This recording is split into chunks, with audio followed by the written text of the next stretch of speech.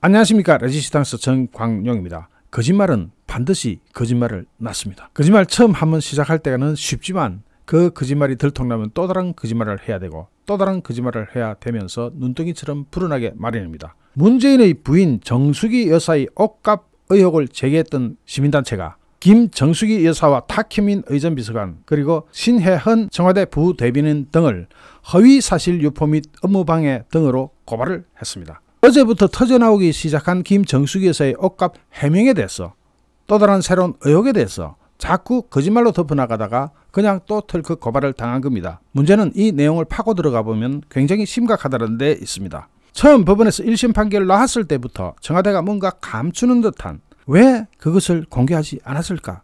왜 청와대 특수활동비 내역을 특히 옷값 부분을 공개하지를 못했을까?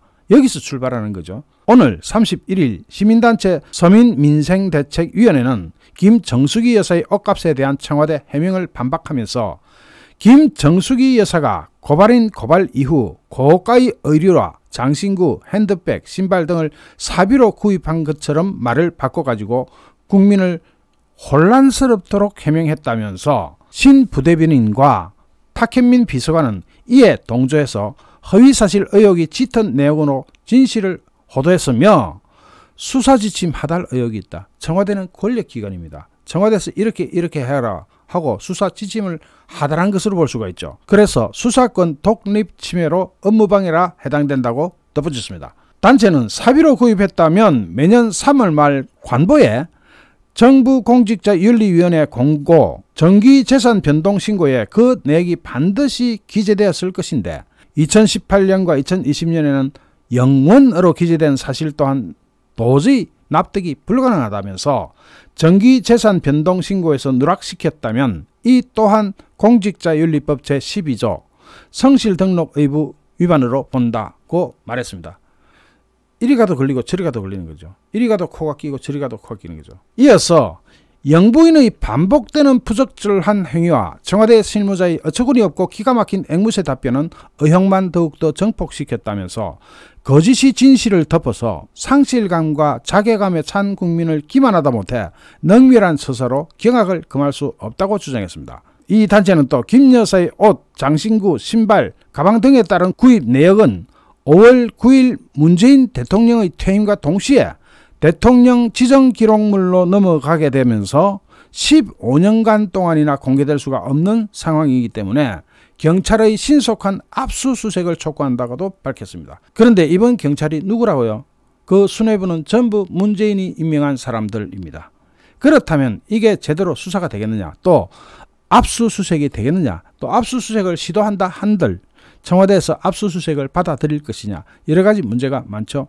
한편 청와대는 오늘 임기 말 청와대의 특활비뿐만 아니라 김정수기 여사의 옷값이나 액세서리까지 거론하는 무분별한 의혹 제기가 이어지고 있다면서 무분별한 의혹 제기에 유감을 표한다 이렇게 얘기했는데 이게 무분별한 의혹 제기인지 아닌지 다음 내용을 들어보면 더 기가 막힐 겁니다.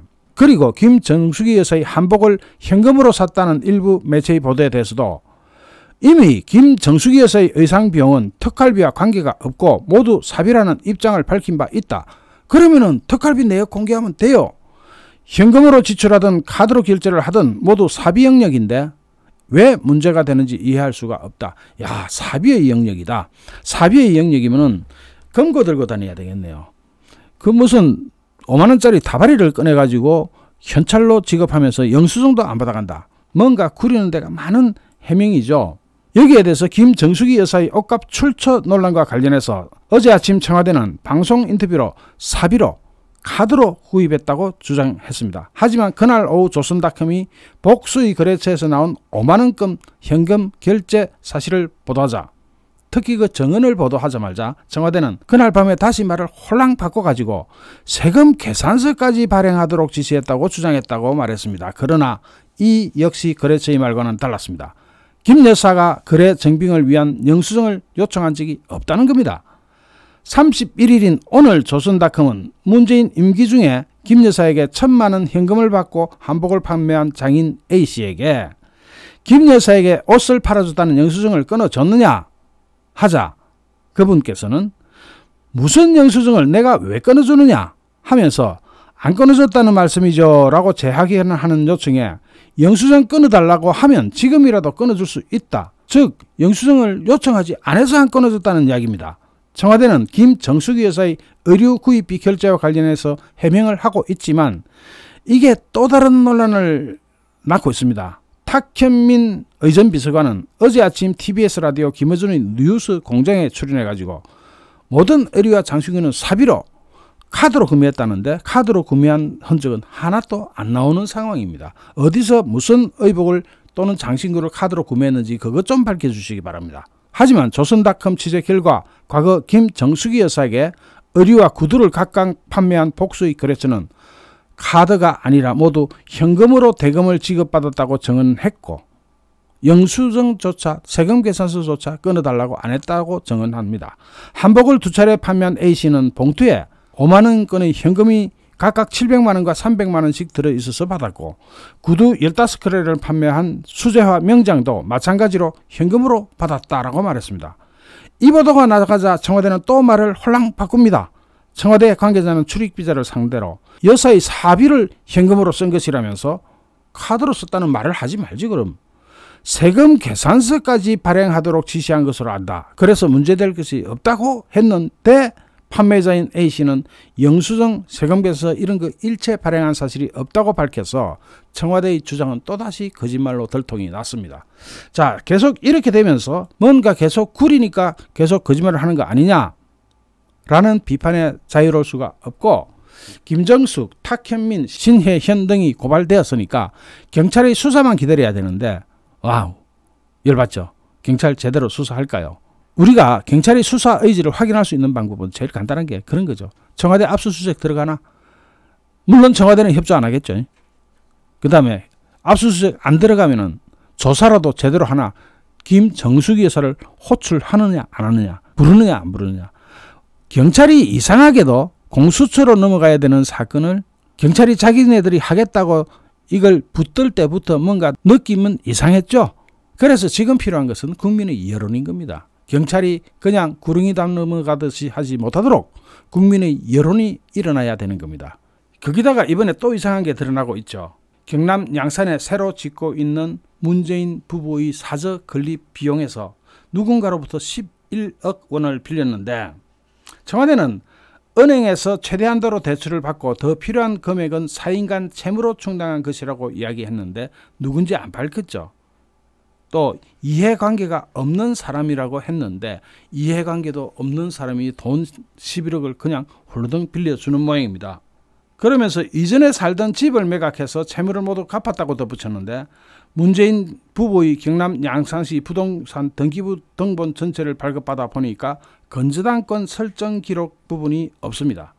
11억 원을 빌리면서 건저당권 설정 기록이 없다는 겁니다. 즉 해당 부동산을 담보로 잡지 않고 거액을 빌렸다는 건데 일반적으로 억 단위가 넘어가는 금전 거래에서는 계약서 공정은 물론이고 적정 수준의 담보가 필요하다는 것은 상식입니다. 청와대 관계자는 건저당권 설정이 없었던 이유와 구체적인 계약 내용 등에 확인이 어렵다라고만 대답했습니다.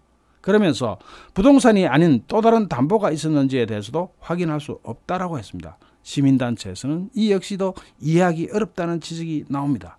박상인 경실련 재벌개혁운동본부장은 11억 원이라는 게 굉장히 큰 돈이고 굉장히 친밀한 관계라든지 친인척이라든지 그런 관계라든지 사채를 쓰는 거나 다름없기 때문에 건저당권이라든지 또는 대출 조건이 굉장히 돈 빌리는 사람한테 불리하게 되는 게 상식적인 거죠 라고 이야기했습니다. 여기에 대해서 국민의힘 허은하 수석 대변인은 국민은 대출 규제로 고이자 사채 시장으로 내몰고 영부인은 인맥 찬스로 11억 원을 그냥 빌려가지고 집을 사고 있는 현실, 어떤 국민이 정서적으로 납득할지 의문이라는 평가도 내놓고 있습니다. 잠시 후 또 다른 주제로 여러분을 찾아뵙겠습니다. 시청해 주신 여러분께 진심으로 감사드립니다. 여러분 고맙습니다.